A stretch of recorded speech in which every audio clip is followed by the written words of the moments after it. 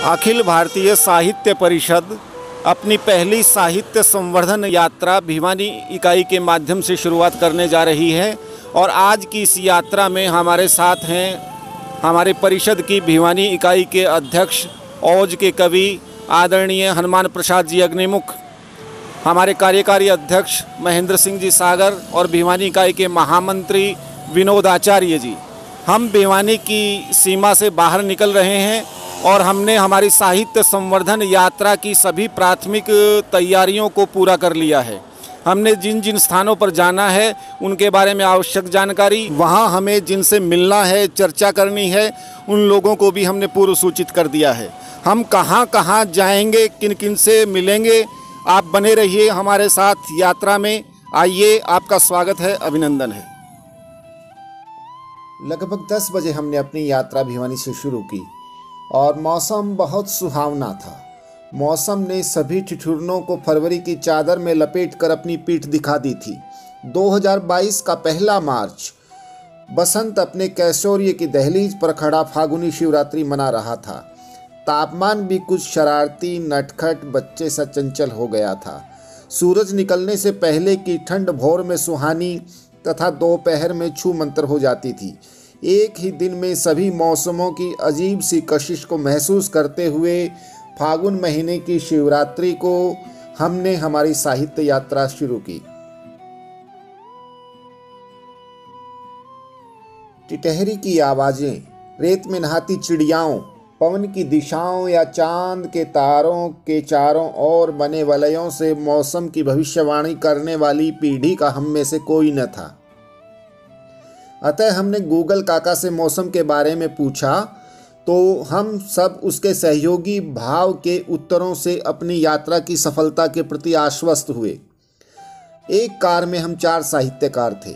यात्रा का नेतृत्व वरिष्ठतम सदस्य हनुमान प्रसाद अग्निमुख कर रहे थे। मैं मनोज भारत गाड़ी का सारथी बना हुआ था। महेंद्र सागर जी, विनोद आचार्य जी गाड़ी में बैठे बैठे बाहर के दृश्यों का अवलोकन कर रहे थे। अपनी स्मृतियों के साथ साथ फोन में भी दृश्यों का चित्र या चलचित्र रूप में संग्रहण करने का उनका कौतूहल प्रौढ़ साहित्यकारों में बाल सुलभ चंचलता की प्रतीति करवा रहा था।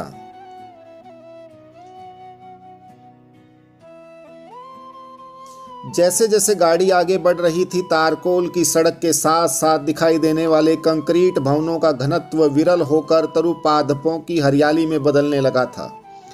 सड़क के किनारे के साथ साथ के खेतों के बीच की कम गहरी खाइयों में लगे पेड़ वासंती उल्लास में डूबे लग रहे थे।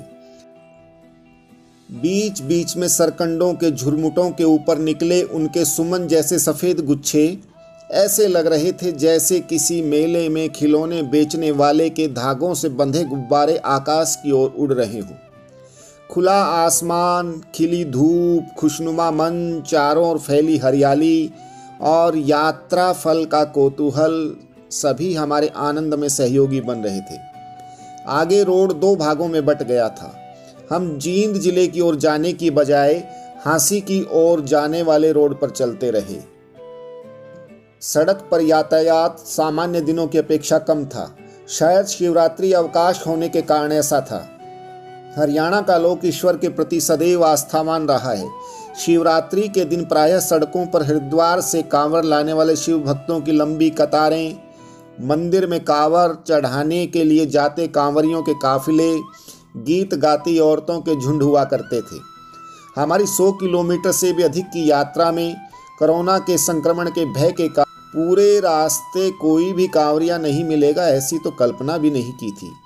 कम ऊंचाई के फसलों वाले खेतों में दूर से दिखाई देते गगनचुंबी हाई वोल्टेज के बिजली के खंभे तथा मोबाइल टावर तकनीक की उन्नति की कितनी ही शेखियां बघारते हों, उनके नीचे खड़े गेहूं की बालियों वाले पौधे उन्हें चिढ़ाते हुए प्रतीत हो रहे थे। ऐसा लगता था मानो वे कह रहे हों कि तकनीक की उन्नति कितनी भी कर लीजिए, पर जब पेट भरने की बात आएगी तो आना हमारे पास ही पड़ेगा।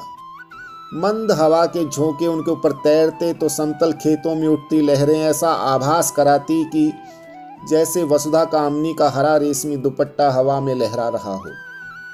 जब हम आगे बढ़ते हुए प्रेमनगर पहुंचे तो सामने चौधरी बंसीलाल विश्वविद्यालय के नवनिर्मित द्वार ने सबका ध्यान खींचा। ऊंचा प्रवेश द्वार मुख्य मार्ग के कुछ अंदर की ओर था। हरियाणा की स्थापना के 50 वर्ष पूर्ण होने के उपलक्ष्य में यहाँ पर स्वर्ण जयंती द्वार का निर्माण किया गया है। जैसा कि आप देख रहे होंगे, बहुत सुंदर विश्वविद्यालय का प्रवेश द्वार है। हमारे विश्वविद्यालय के विभिन्न भवनों का निर्माण कार्य जारी है और कर्मचारी बड़े सजग और निष्ठा भाव से अपने दायित्व का निर्वहन कर रहे हैं। देखिएगा, निश्चित ही एक समय ऐसा आएगा जब भिवानी का युवा वर्ग यहाँ से शिक्षा प्राप्त करके इस चौधरी बंसीलाल विश्वविद्यालय की शिक्षा के माध्यम से पूरे देश में ऐसी हमारे युवाओं की पुष्प वाटिका को तैयार करके यह विश्वविद्यालय पूरे विश्व में अपना नाम चमकाएगा। हमारे अखिल भारतीय साहित्य परिषद परिवार की ओर से पूरे विश्वविद्यालय परिवार को बहुत बहुत शुभकामनाएं, बहुत बहुत साधुवाद। हमारा अंदर जाकर के नवनिर्मित भवन को देखने का भी बहुत मन था, लेकिन गार्ड ने बताया कि आज अवकाश होने के कारण सब कुछ बंद है और अंदर कोई नहीं है। इसलिए हमने उसकी बात मान ली और आगे की यात्रा शुरू की। इसके बिल्कुल साथ में कई एकड़ में फैला भाखड़ा व्यास प्रबंध बोर्ड का कार्यालय है, जिसमें भाखड़ा बांध से यहाँ आने वाली विद्युत का वितरण विभिन्न फीडर्स को किया जाता है। अपने क्षेत्र का यह भी एक प्रमुख विभाग है, किंतु इसमें हमारी अभिरुचि न थी। इस कारण हमने कई एकड़ में बुने गए तारों और खंभों के जाल को चलती गाड़ी की खिड़कियों से निहार कर ही स्वयं को कृतार्थ कर लिया।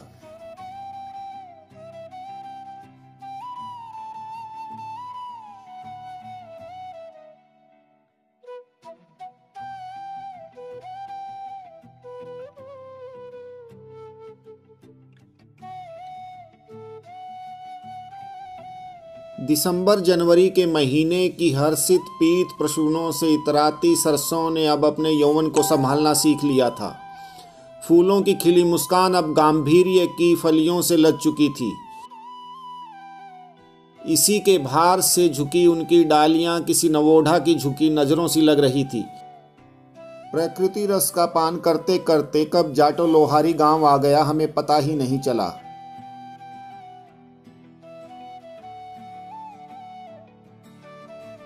हमारी तंद्रा तब भंग हुई जब सामने एक केसरिया रंग के बड़े लोहे के बने हुए तोरण द्वार ने हमारा अभिनंदन किया, स्वागत किया।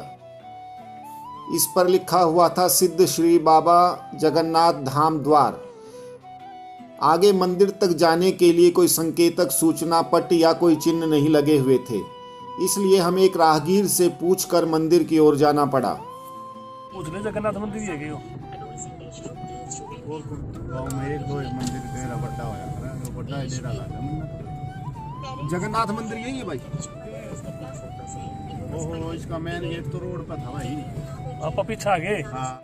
मंदिर परिसर के अंदर से आने वाली घंटियों के पावन स्वरों से मन के अंदर जो श्रृंगार के भाव उत्पन्न हो रहे थे सब समाप्त हो गए और शांत रस मन में उत्पन्न होने लगा था। मंदिर के अंदर जब हम गए तो देखा कि पूरा प्रांगण पक्का था और चारों तरफ प्रत्येक चबूतरा, प्रत्येक मंदिर, प्रत्येक मढ़ी भारतीय संस्कृति में अध्यात्म के प्रतीक केसरिया रंग से रंगी गई थी। चारों तरफ बड़े बड़े पेड़, खुला प्रांगण होने के पश्चात भी कहीं कुछ सूखे पत्तों का, तिनकों का, कूड़े करकट का कोई नाम निशान न था। भक्तगण आ रहे थे, जा रहे थे। अखिल भारतीय साहित्य परिषद की साहित्य संवर्धन यात्रा का समूह अपने पहले पड़ाव के रूप में पहुंचा है बाबा जगन्नाथ मंदिर जाटू लोहारी। अध्यात्म का भारतीय संस्कृति में बहुत महत्व है। अध्यात्म हमारे रीति रिवाज, रहन सहन, खान पान, परंपरा सब में झलकता है। और यहाँ देखिए बड़ा सुरम्य परिवेश है। यहाँ पर हमारे सामने एक अखंड ज्योति प्रज्वलित है। सबके मन में शांत रस का जो है वो आप्लावन कर रही, सबके मन के अंदर एक अजीब सी शांति यहाँ पर छाई हुई है। ये साथ में वट वृक्ष, देखिए वट वृक्ष और पीपल की महिमा भारतीय संस्कृति में बहुत वंदनीय है, अभिनंदनीय है, पूजनीय है। यहाँ पर लगे हुए ये वट वृक्ष, इनके नीचे रखी हुई प्रतिमाएं, ये धर्मो रक्षति रक्षतः का प्रतीक है, ऐसा हमारे माननीय अध्यक्ष महोदय हनुमान प्रसाद जी अग्निमुख ने हमें बताया। और यहाँ पर एक तरह जो जितना भी रंग रोगन पेंट किया गया है, सारा अरुण रंग, केसरिया रंग का भारतीय संस्कृति में बड़ा महत्व है। यह मन को बड़ा शांत कर रहा है। सामने हनुमान जी का मंदिर, और मंदिर में साथ साथ निर्माण कार्य भी जारी है। कदली वृक्ष की पूजा के बिना हमारा पूजा पाठ अधूरा रहता है, तो यहाँ पूजा के लिए केले का पौधा भी लगा हुआ है। और सामने, इसके सामने भी देखिएगा तुलसी भी बहुत पूजनीय औषधीय वृक्ष है, जिसकी आयुर्वेद में बड़ी महत्ता बताई गई है। वहाँ भी दीप प्रज्वलित करके पूजा की गई है। और देखिए बड़ा शांत सा परिवेश है। पास ही एक सरोवर है जिसमें स्नान किया जाता है। और यहाँ पर माता मामकोर जी की समाधि भी है। और हमारे सारे जो माननीय हमारे सदस्य दल हैं, उन्होंने घंटी बजाकर यहाँ पर अपनी आस्था उनके प्रति प्रकट की है। समाधि को प्रणाम निवेदित करते हुए, और सरोवर को देखिए, बड़ा शांत जल। प्राचीन काल में जहाँ भी मानव सभ्यताएं विकसित हुई, वहाँ नदियाँ और सरोवर अवश्य हुआ करते थे या बना लिए जाते थे, जिससे कि आदमी की सिंचाई की, पशुपालन की, कृषि की आवश्यकताओं की पूर्ति हो जाती थी। और यहाँ भी इस गांव के आसपास भी कई तालाब, कई सरोवर हैं। हम मंदिर के पिछले भाग में थे। पिछला भाग एक गैलरी के माध्यम से मुख्य मंदिर से जुड़ता था। हम उसी मार्ग के माध्यम से मुख्य मंदिर में पहुँचे। वहाँ हमने एक महात्मा को बैठे देखा, तो उनसे हमने हमारा आने का प्रयोजन निवेदित किया। उन्होंने हमें आसन देकर बैठने के लिए कहा और यहाँ के व्यवस्था प्रमुख को बुला दिया।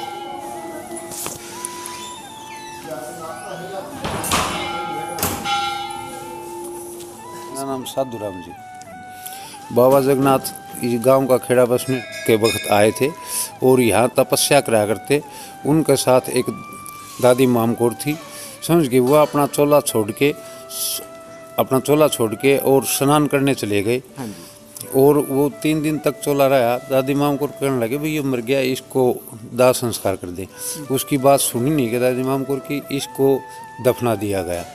तो फिर भ्रमण करके जब हमारे संत बाबा जगन्नाथ जी महाराज आए तो उन्होंने आवाज़ दी, तो उसने बताया दादी मामकोर ने, भाई ये तो आपका जो चोला था वो जला दिया गया। उसने कहा मेरी वो बनाओ समाधि। वो ये समाधि बनाई हुई है। बाबा जगन्नाथ आज भी जीवित है।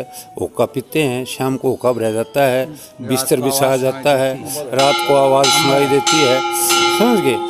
ये द्वादशी को इसकी धोख लगती है, चांदनी शुक्ल पक्ष की प्रत्येक द्वादशी को, हाँ प्रत्येक द्वादशी को धोख लगती है। महीने में एक बार। और वार्षिक मेला दुलंडी का भरता है। बहुत दूर दूर से बम्बई, कलकत्ता, मद्रास, हर जगह से यहाँ आदमी आते हैं। और इसका जागृति पर्चा है। जो इसको मानता है उसकी दुआएं पूरी करता है।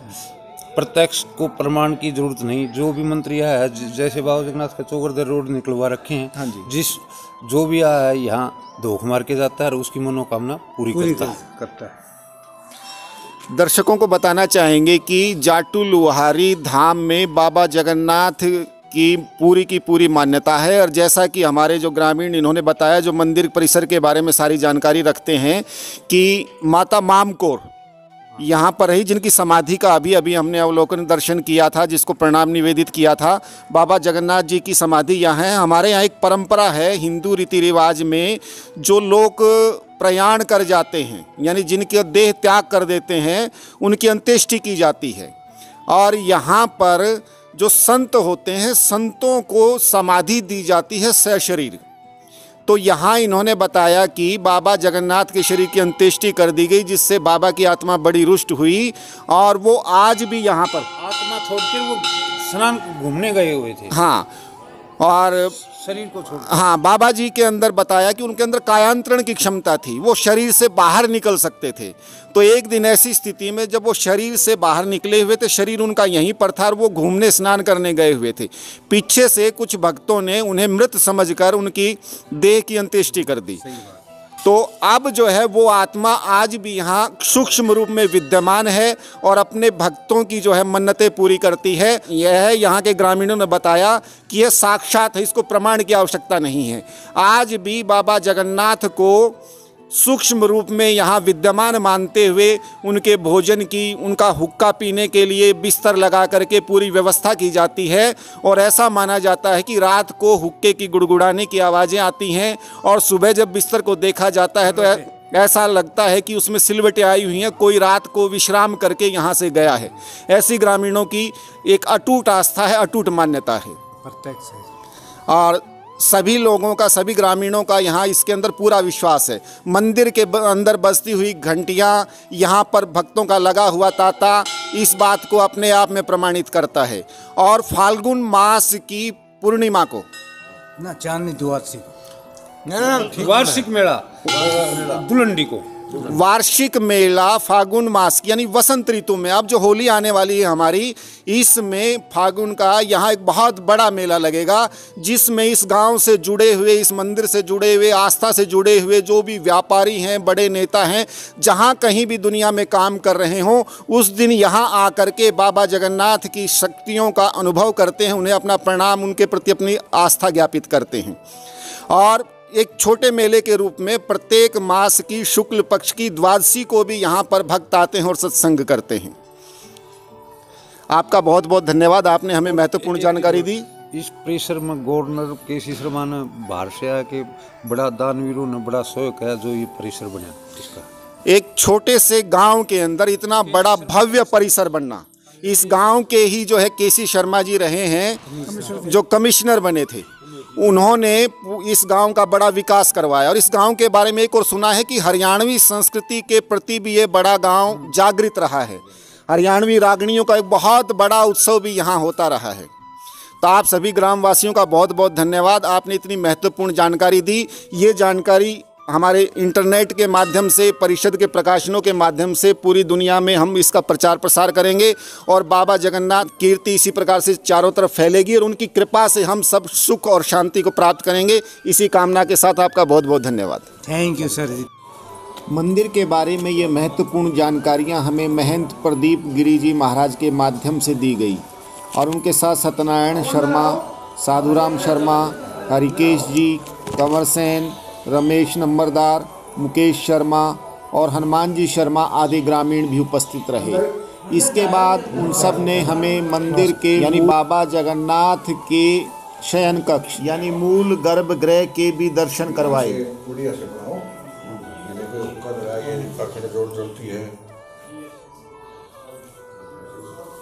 साहित्य संवर्धन यात्रा के सभी सहभागी सदस्यों ने वहां पर बाबा जगन्नाथ की सूक्ष्म उपस्थिति का अनुभावन किया और अपने समस्त श्रद्धा के साथ उन्हें अपना प्रणाम निवेदित किया।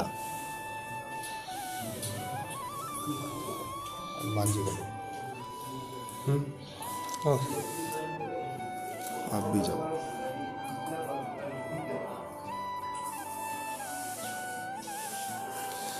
ये चांदी का छत्र, मुकुट, हुक्का, चरण पादुका और पूज्य बाबा जगन्नाथ जी का कमंडल, उनकी चौकी और अखंड ज्योति, शंख, पूजा सामग्री, धूप, दीप, नैवेद्य, घंटी,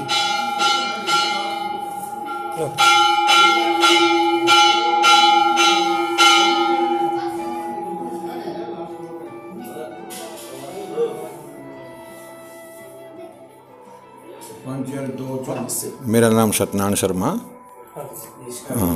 कमेटी का सदस्य हूँ मैं। आपका शुक्रिया, धन्यवाद।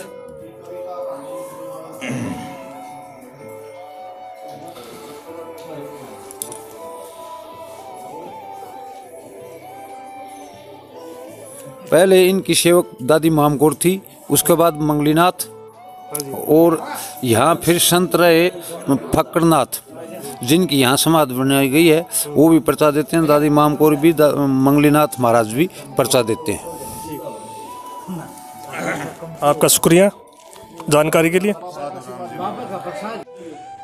इसके बाद मंदिर कमेटी के सदस्यों ने बहुत आग्रह के साथ, बहुत प्रेम के साथ साहित्य संवर्धन यात्रा के सभी सहभागी सदस्यों को गर्मा गर्म चाय पिलाई और इतनी आत्मीयता से, देखिए बिना किसी पूर्व सूचना के, बिना किसी योजना के हम यहाँ बाबा के मंदिर में पहुँचे थे, एक श्रद्धालु के रूप में, एक दर्शनार्थी के रूप में। फिर भी अनभिज्ञ सदस्य होते हुए भी इतनी आत्मीयता से हम अभिभूत थे। कमेटी के सदस्यों ने फाल्गुन मेले पर हम सभी को पुनः आने का निमंत्रण दिया। इस आध्यात्मिक परिवेश में लगभग 1.5 घंटे का समय व्यतीत करने के बाद हम पूर्व और सिवाड़ा ग्राम से होते हुए हिंदी के प्रथम कहानीकार माने जाने वाले और सुदर्शन पत्र के संपादक रहे साहित्यकार पंडित माधव प्रसाद मिश्र के पैतृक आवास की ओर चल पड़े। हरियाणा के गांव भी नगरों की भांति प्रगति के पथ पर बढ़ रहे हैं। कच्चे घर, छप्पर, फूस की झोपड़ियां हमारे गांव में कहीं दिखाई नहीं देती। जाटू लोहारी भी इसी प्रकार का एक गांव है। लेकिन जब से मानव ने कृषि करना सीखा है, पशुपालन उसका प्रमुख व्यवसाय रहा है। आज भी हरियाणा के गांवों के अंदर पशुपालन को प्राथमिकता दी जाती है। हो भी क्यों न, अनेक प्रकार से पशु उनके लिए उपयोगी होते हैं। जाटू लोहारी से पूर्व गांव की ओर जाते हुए खेतों में वही हरियाली छाई हुई थी। अधिकांश खेतों में सरसों और गेहूं की फसलें ही लहलहा रही थी। कुछ ही समय के पश्चात ये फसलें पकने वाली थी। कहीं कहीं ईंट भट्ठों की चिमनियों से निकलने वाला धुआं भी मानव की प्रगति के कारण फैलने वाले प्रदूषण की पताका फहरा रहा था। दर्शकों को बताना चाहेंगे कि इस क्षेत्र के भट्ठों से निकलने वाली ईंटों की विशेष मांग है। शहीद सिद्धकाम राजकीय उच्च विद्यालय के सुंदर मुख्य द्वार के बोर्ड को पढ़कर हमें पता चला कि हम पूर्व गांव से गुजर रहे हैं। पक्की सड़कों से जुड़े इन छोटे छोटे गांवों की सड़कों के ऊपर कैंटर, ट्रक, कार आदि वाहन भी कई बार आते जाते हुए मिल जाया करते हैं। हरियाणा सरकार ने खेलों को बढ़ावा देने के लिए प्रत्येक गांव में स्टेडियम बनाए हैं। कुंगड़ गांव के भी एक छोटा स्टेडियम, जिसका नामकरण हनुमान स्टेडियम किया गया था, उसने हमारा स्वागत किया। गांव में घुसते ही हमें एक लंबा चौड़ा पक्का प्रांगण मिला, जो चारों ओर पुराने भवनों से घिरा हुआ था। इसके चारों ओर ग्रामीणों ने अपने पशु बांध रखे थे, अपने कृषि उपकरण रखे हुए थे। गांव की यहाँ की गलियां चौड़ी थी और सभी गलियां पक्की थी, लेकिन जैसे जैसे हम आगे बढ़ रहे थे, गलियों की चौड़ाई कम हो रही थी। गांव में अब भी बहुत पुरानी इमारतें थी, पुराने तरीके के दरवाजे, दीवारों के उखड़े हुए प्लास्टर बहुत कुछ कहानी कह रहे थे। कुछ मकान पुरानी ईंटों के बने हुए थे, जिनका आकार आजकल की ईंटों से छोटा था। कुछ हवेलियां भी पुरानी दास्तानें सुना रही थी। आगे गली में जब हम पहुंचे, गली संकरी होती गई, हमें गाड़ी को बाहर खड़े करना पड़ा। आज हनुमान प्रसाद जी अग्निमुख इस गांव के परिचित थे। वो बैंक में एक अधिकारी के रूप में यहाँ कार्य कर चुके थे, अतः हमें मिश्र जी के आवास पर पहुँचने में विशेष परेशानी नहीं हुई। उनके वंशज पंडित द्वारका प्रसाद मिश्र जी उनके परिचित थे। हम पहले उनके घर पहुँचे। उनके पुत्र जितेंद्र जी ने हमारा स्वागत किया।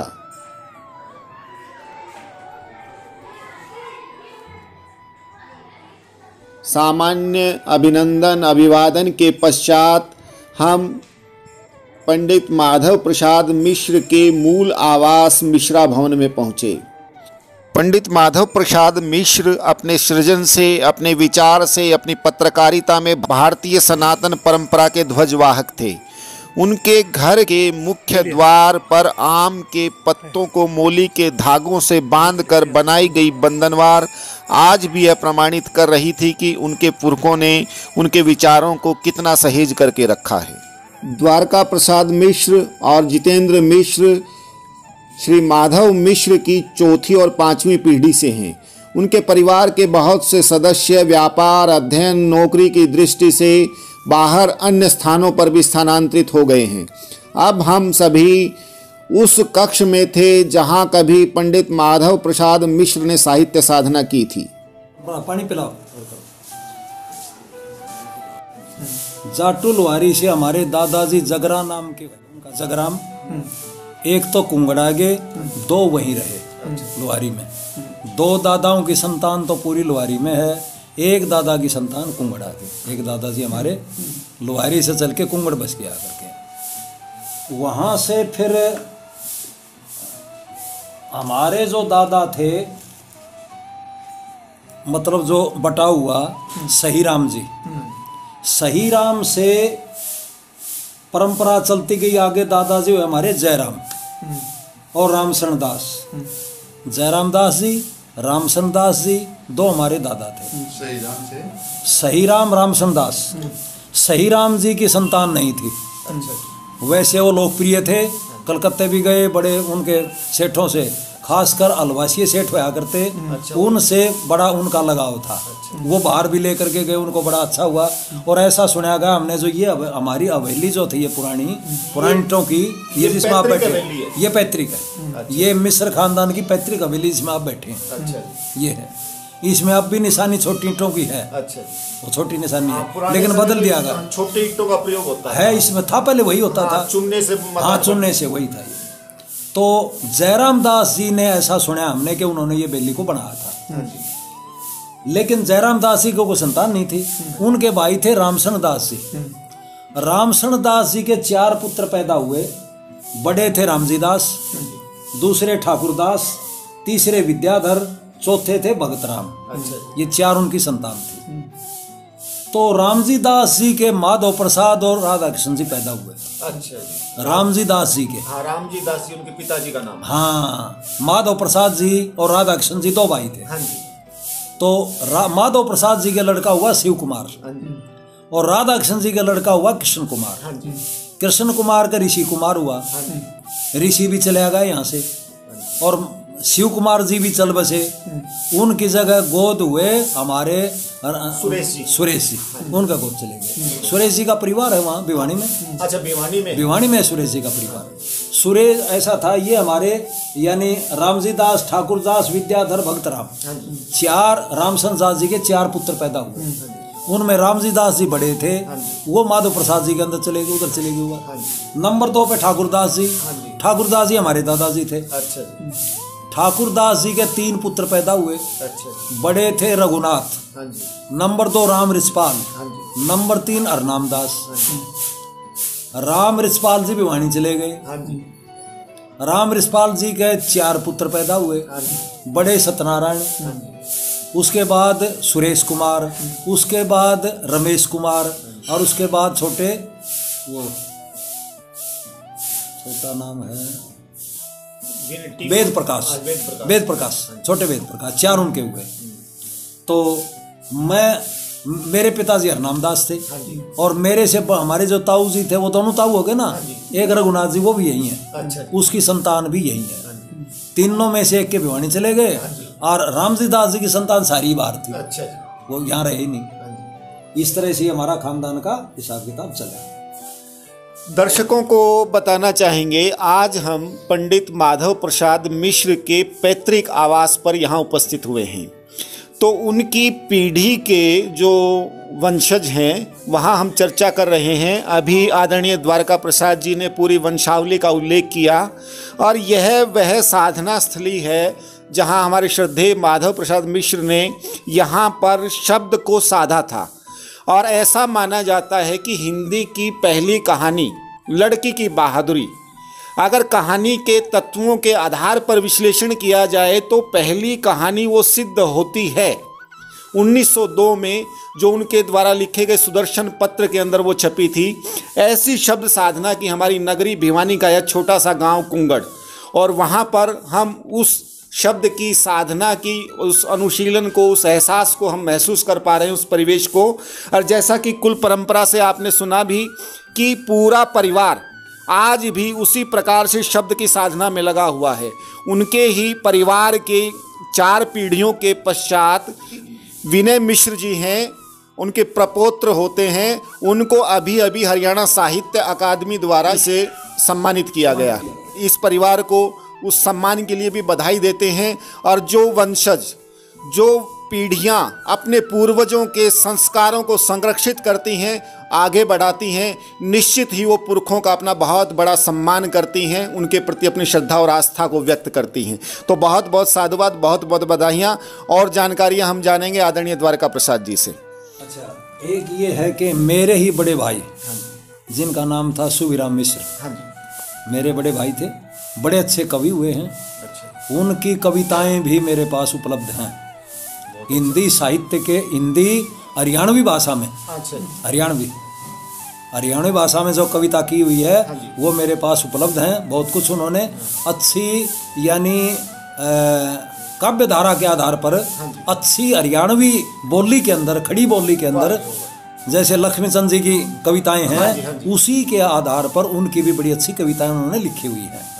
उस यानी वंश परंपरा से तो खानदान तो बढ़िया चल ही रहा है। हाँ, तो उनका नाम भी हमारे गौरव पट के ऊपर आया हुआ है। माधव मिश्र का भी गौरव पट के ऊपर आया हुआ है। और हरियाणा के जो हमारे गांव के साधु निश्चल दास जी हुए हैं, उनका भी गौरव पट के ऊपर नाम है। तो ये विभूतियाँ हमारी। तो निश्चल दास जी इसी गांव से थे? तो उनका कोई आश्रम मतलब गांव से थे उनका? वैसे तो देखो, किड़ोली के अंदर डेरा है कोई, किड़ोली, सोनीपत है, रोहतक है, जो भी है, किड़ोली गांव के अंदर डेरा है दादूपंथी। वहां से वो, मतलब उनका वहां है, सारे वहीं रहे वो। तो यहाँ से कैसे जुड़ा? यहाँ तो जन्म स्थली है ना उनकी। अच्छा, संत निश्चल दास जी की जन्म स्थली कुंगड़ है, को ही मानते हैं, साधना स्थली सोनीपत में किड़ोली। ऐसा माना जाता है उनके बारे में कि वो चले गए थे काशी जी विद्यापीठ के अंदर पढ़ने के लिए। उन्होंने झूठ बोल करके वहां पर अपना दाखिला ले लिया, ऐसी कहानी सुनी गई है। हाँ, ऐसा ही है कि ऐसा सुना गया, कर्ण की तरह से कि उनको ऐसा बताते हैं कि उनको ऐसा, यानी थोड़ा झूठ बोल करके उन्होंने अपना विद्या अध्ययन के लिए दाखिला ले लिया और बड़े पारंगत भी हो गए, ब्राह्मण कह के उन्होंने दाखिला ले लिया। ऐसा सुना गया है कि वो ज्यों बड़े हुए शादी के योग हो गए। और उन पंडित जी जो पढ़ाने वाले थे उनकी भी कन्या जवान हो गई, ऐसा सुना गया है। तो उन्होंने सोचा, मिश्राणी पंडितानी जो थी, कि आप कहीं कहीं जा रहे हैं, अपने घर में लड़का आया हुआ। लेकिन उन्होंने सत्य बोला बाद में, शादी की बात चली तब उन्होंने बताया कि मैं ये कार्य नहीं कर सकता। आज तो जमाना बदल गया सारा, लेकिन उन्होंने सत्य बोला कि मैं आप पाणी ग्रहण संस्कार नहीं कर सकता। क्यों? मैंने ब्राह्मण जन्म में जन्म लिया, आपसे झूठ बोल के दाखिला ले लिया। ऐसी बताई गई बातें। तो एक संत स्वभाव था। आदरणीय हमारे महेंद्र सिंह जी सागर हैं, उन्होंने एक लेख भी लिखा है निश्चल दास जी के ऊपर। तो निश्चल दास जी के बारे में तो कुछ आप प्रसंग अगर जानते हो तो हमारे दर्शकों के लिए आप निश्चल दास जी के बारे में भी कुछ प्रसंग उनको बताएं। जैसे कि आदरणीय द्वारका जी बता रहे थे कि निश्चल दास जी ने उन्होंने शिक्षा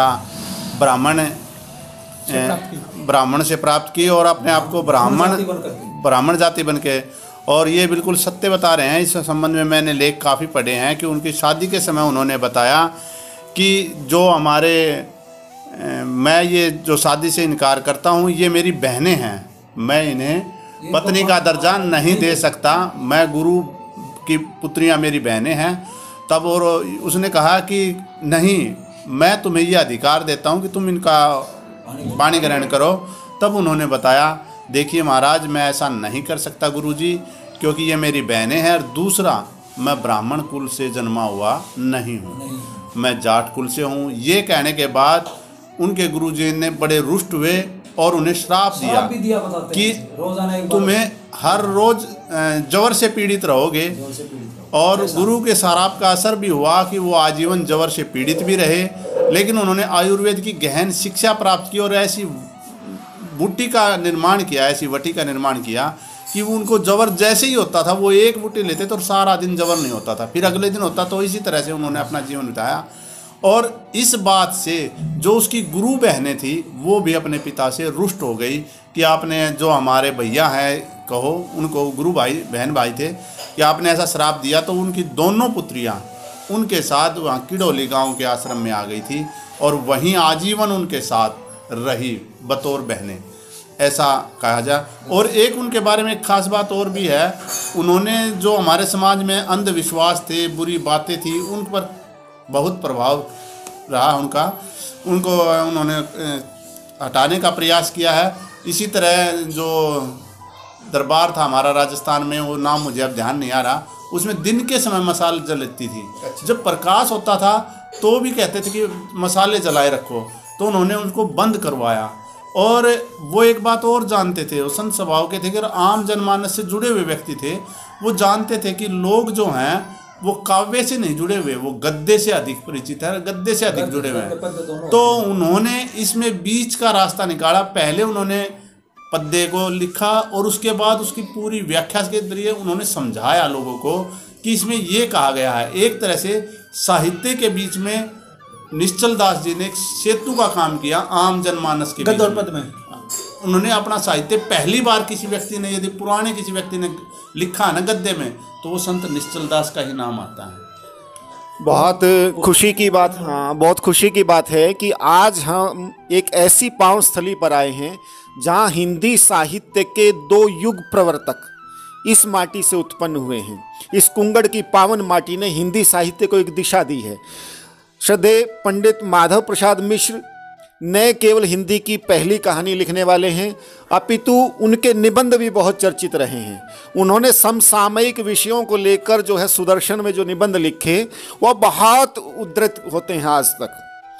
और उन्होंने आलोचना के क्षेत्र में भी एक नई धारा का सूत्रपात किया था। न जाने किस प्रकार से उनके बाद के जो प्रवर्ती समालोचक रहे, किस कारण से, किस उन्होंने धारा से, किस प्रभाव में, किस तरह से दरकिनार किया गया है। इसी प्रकार से संत निश्चल दास जी, उन्होंने भी उस संत परंपरा में बड़ा योगदान दिया है। लेकिन जब हिंदी साहित्य के इतिहास के लेखकों की हम प्रतिष्ठित पुस्तकों का अवलोकन अध्ययन करते हैं तो कहीं ना कहीं लगता है कि दुर्भावना से पीड़ित हरियाणा के साहित्यकारों के साथ बड़ी दुर्भावना बरती गई है। तो उस दृष्टि से उसको प्रकाश में लाने के लिए, सत्य को उद्घाटित करने के लिए, ऐसे रहस्यों को हमारे आज के आम पाठकों को सामने लाने के लिए अखिल भारतीय साहित्य परिषद ये प्रयास कर रही है। वास्तविकता को जानने के लिए, दर्शकों को, साहित्य रसिकों को वास्तविकता से अवगत कराने के लिए आज इस पहली साहित्य संवर्धन यात्रा में हम कुंगड़ में माधव प्रसाद मिश्र के परिवार के साथ मिल रहे हैं। तो आदरणीय द्वारका प्रसाद जी, साहित्य के बारे में कुछ मैंने सुना है, मेरी बात हुई थी विनय मिश्र जी से कि हरियाणा साहित्य अकादमी ने श्रद्धेय मिश्र जी के नाम पर एक सम्मान भी शुरू किया है और एक ग्रंथावली को भी छापा है। लेकिन अभी भी कुछ ऐसी सामग्री है जो ग्रंथावली जब प्रकाशित हुई थी उस समय उपलब्ध नहीं थी, क्योंकि घर परिवार में उनका कहीं पत्राचार होता होगा, कहीं लेख स्वयं छपते हो, बाद में पता चलता है कि उस पत्रिका अमुक अमुक पत्रिका में छपा है। ऐसी भी कुछ सामग्री ऐसी प्राप्त हुई है जो उस ग्रंथावली में नहीं छपी हो और अभी प्रकाशित होनी शेष है।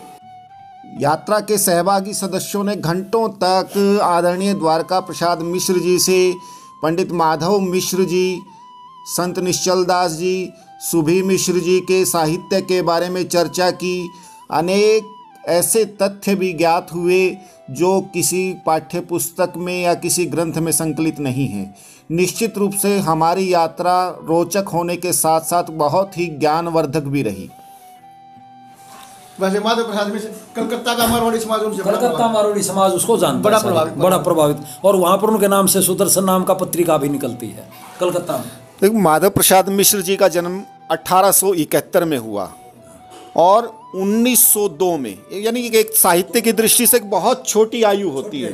उस समय ऐसा प्रयोग करते हुए एक नई धारा की कहानी लिखना, सुदर्शन अखबार का प्रकाशन आरंभ करना, जिस हाँ सुदर्शन नाम से, और उसकी जो भूमिका लिखी थी उन्होंने कि कृष्ण के सुदर्शन से करते हुए उसका जो है ना बिंब प्रस्तुत करते हुए, वास्तव में बड़ी उद्धरणीय भूमिका उन्होंने लिखी थी। एक संपादकीय लिखा गया था, आज तक भी वो एक श्रेष्ठ संपादकियों में उसका शुमार किया जाता है। तो आज इस परिवार से मिलकर हमें बहुत खुशी हुई। अखिल भारतीय साहित्य परिषद इस परिवार का बहुत आभार ज्ञापित करती है। हम आदरणीय पंडित माधव प्रसाद मिश्र जी सूक्ष्म रूप में जिस दिव्य लोक में विराजमान हैं, हमारे प्रेरणा स्रोत बने हुए हैं, उनके प्रतीक रूप में आदरणीय जो हमारे मध्य उपस्थित हैं, अखिल भारतीय साहित्य परिषद एक अंग वस्त्र के साथ उनका सम्मान करना चाहेगी। आदरणीय हनुमान प्रसाद जी अग्निमुख औज के सशक्त हस्ताक्षर हैं, उनसे अनुरोध करूंगा कि अंग वस्त्र के साथ आदरणीय द्वारका प्रसाद जी का सम्मान करें। और अखिल भारतीय साहित्य परिषद का एक हमारा मुखपत्र है, उसकी पत्रिका संस्था का परिचय देती हुई उनको भेंट करेंगे।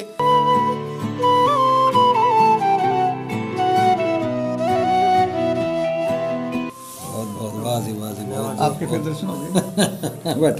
बहुत मन तो बहुत था कि यह शब्द का सत्संग अनवरत लगातार जारी रहे, घंटों तक सुनते रहें, लेकिन समय की अपनी गरिमा थी, काल चक्र रुकता नहीं है, हमें आगे की भी यात्रा करनी थी, अन्य स्थानों पर भी जाना था। इसलिए हम माननीय द्वारका प्रसाद जी मिश्र से अनुमति लेकर के हम अगले पड़ाव पर चले। गांव से निकलते हुए पुनः उस पंचायती चौक पर जा कर के हमने गांव के गौरव पट्ट के चित्र भी लेकर के संरक्षित किए। पुनः फिर कभी आने की मंगल कामनाओं के साथ हमने उनसे आदर सहित विदा ली। यात्रा अभी जारी है, शेष भाग अगले अंक में।